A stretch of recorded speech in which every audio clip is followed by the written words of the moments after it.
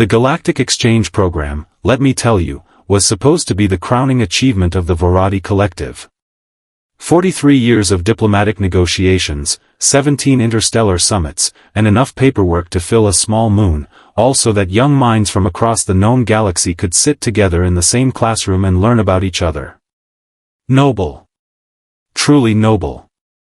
What nobody in those 43 years of negotiations apparently thought to discuss, was what happens when a Varadi student, specifically one named Vreth Pallavar, pulls a human girl's hair.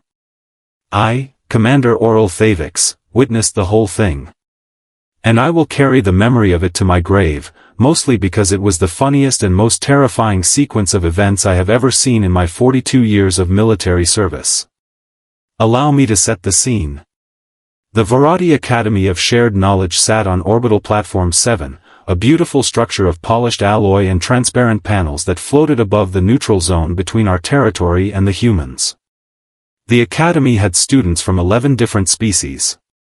You had your Varadi, your humans, a handful of Drenki who communicated entirely through color changes, 2 Mechari exchange students who technically were not supposed to be there but nobody wanted to tell them that, and a scattering of others. 312 young minds, assembled under one roof, supposedly representing the future of galactic peace. I was assigned as security attaché, which basically means I stood near doors and looked intimidating. It was, until that Tuesday, a very boring job. The human girl in question was named Petra Voss. She was 17 years old, from a small coastal city on Earth called Rijeka, and she had the kind of reddish-brown hair that the Varadi students found absolutely fascinating. Which, to be fair, they were not wrong. Human hair is unusual. It moves. It catches light. It does things that the smooth cranial plates of the Varadi do not. So yes, Vreth Pallavar had been staring at Petra Voss's hair for approximately 3 weeks before he made the catastrophic decision to reach across the aisle between their study pods and grab a fistful of it. He yanked. Hard. Petra Voss's head snapped sideways. Her textbook went flying. Her stylus clattered to the floor. The entire classroom went silent. 30 students of 6 different species froze in place, because even beings who do not understand human body language understand the particular quality of silence that follows something very wrong. Vreth Pallavar, to give him some credit, looked immediately apologetic. His throat sacs puffed out, which is how Varadi express embarrassment. He opened his mouth to say something. What he said was, "Your fiber extrusions are remarkably dense, for a terrestrial mammal." He meant it as a compliment. Petra Voss turned to look at him.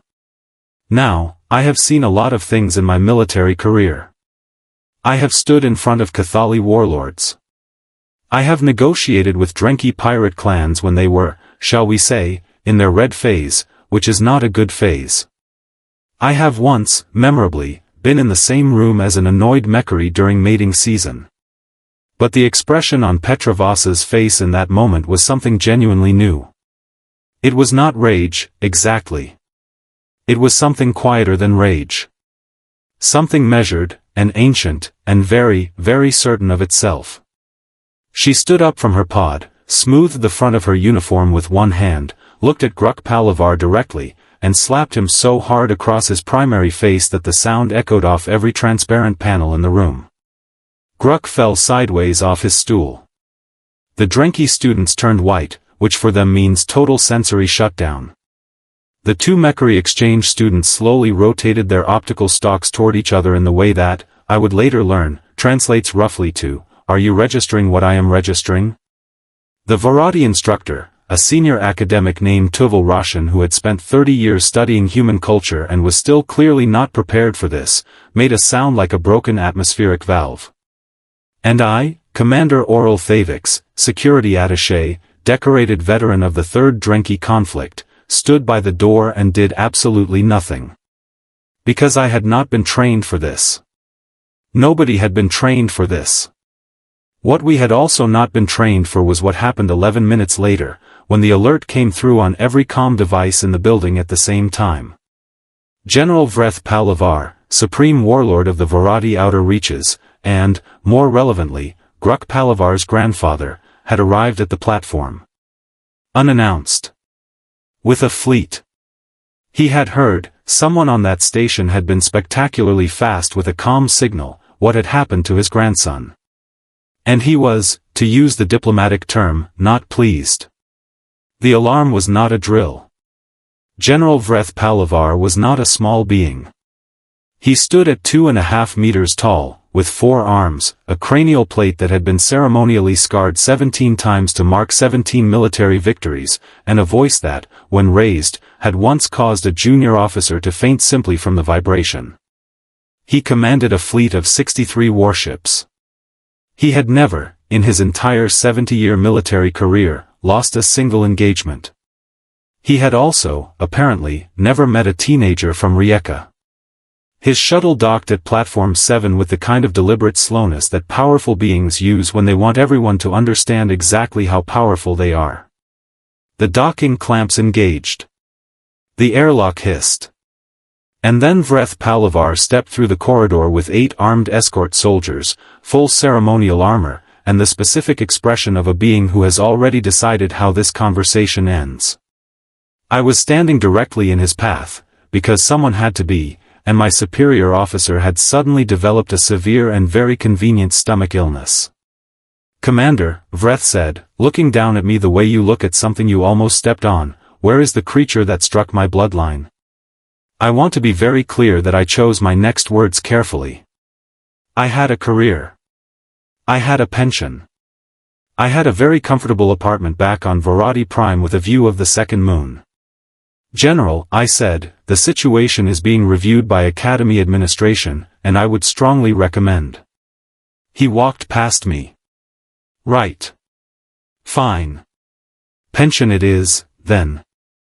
The general moved through the corridor toward the Academy's main hall, where, because the universe has a sense of humor that borders on cruel, the entire student body had been gathered for what the administration called an emergency cultural mediation session, and what I called a disaster waiting for a location. 312 students. 6 species. And Petra Voss, sitting in the front row with her arms crossed, her chin up, and an expression that suggested she had already considered every possible version of what was about to happen and had made her peace with all of them. Vreth Pallavar entered the hall. Every Varadi student immediately stood. The Drenki turned a nervous shade of yellow. The Mekari exchange students, bless them, did not move at all, because Mekari do not recognize Varadi military hierarchy, which was either brave or oblivious, and honestly, with Mekari, you could never tell which. The general's 8 escort soldiers fanned out behind him. He looked across the room. His gaze stopped on Petra Voss. She did not stand up. I watched Vreth Pallavar's cranial plate flush dark red, which for Varadi signals extreme agitation. He walked forward until he was standing 3 meters in front of her, filling most of the available visual space in that part of the room, and said, in a voice that was very carefully controlled and therefore somehow more frightening than if he had simply shouted, "You struck a Pallavar." Petra Voss looked up at him. Then she said, "He grabbed my hair." The room held its breath. Vreth said, slowly, "He is a Pallavar." Petra said, without missing a single beat, "And I am a Voss. And where I come from, you do not touch someone's hair without asking. That is true whether you are a Pallavar, a general, or the emperor of the entire known galaxy." The silence that followed was the loudest silence I have ever experienced. And I once stood in the blast radius of a Cathali sonic cannon. Vreth Pallavar stared at her. She stared back. Then something happened that none of the 8 escort soldiers, none of the 312 students, and certainly not I, were expecting. Vreth Pallavar's throat sacs puffed out. Embarrassment. He turned, slowly, and looked at Grukk, who was sitting 3 rows back with a bandage on his left cheek and the posture of someone who desperately wants to become invisible. Vreth stared at his grandson for a long moment with an expression I can only describe as the specific disappointment of a military legend who has just realized his bloodline may have made a genuinely embarrassing mistake. Then he turned back to Petra. "You," he said, and his voice had shifted into something that was not quite the same register as before, have the stance of someone who does not expect to lose. Petra said, I don't. Vreth was quiet for 4 full seconds. In Varadi culture, 4 seconds of silence from a general in full armor means something significant is being decided. The escort soldiers clearly knew this, because 2 of them very subtly shifted their weight. Then Vreth Pallavar said, to the room, to his soldiers, and to the entire Galactic exchange program all at once, my grandson behaved without honor. The response was proportional. He looked at Petra one final time. Do not make a habit of striking Pallavars. Petra said, very calmly, tell them to keep their hands to themselves and I won't have to. Vreth made a sound I had never heard a Varadi general make before. It took me a full 3 seconds to identify it, because it was so unexpected. He laughed. He turned, walked back toward the airlock with his 8 soldiers scrambling to follow, and left the platform. The fleet, 63 warships, turned and departed within the hour.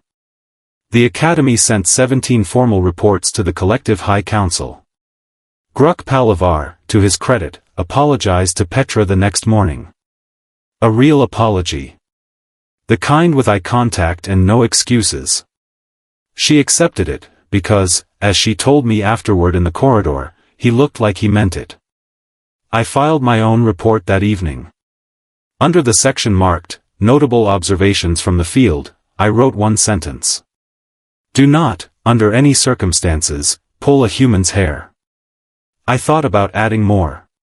About the fleet, and the general, and the laugh, and the way 312 students of 6 different species sat completely still while a 17-year-old girl from a coastal city on Earth held her ground against the most decorated military commander in the Varadi outer reaches.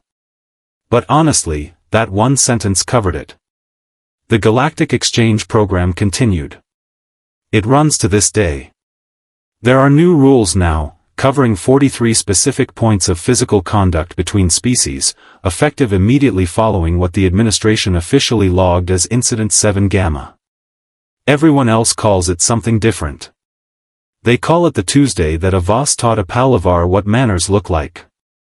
And somewhere in the Varadi outer reaches, if you ask General Vreth Pallavar about it quietly, at the right moment, when nobody important is listening, he will tell you, with his throat sacs just barely puffed, that it was the finest display of nerve he ever witnessed in his 70 years of service. He will also tell you he never told his grandson that. But I think Grukk already knew. Friends, if you are enjoying our videos and want to watch new and exciting sci-fi and HFY stories every day, then don't forget to subscribe to the channel.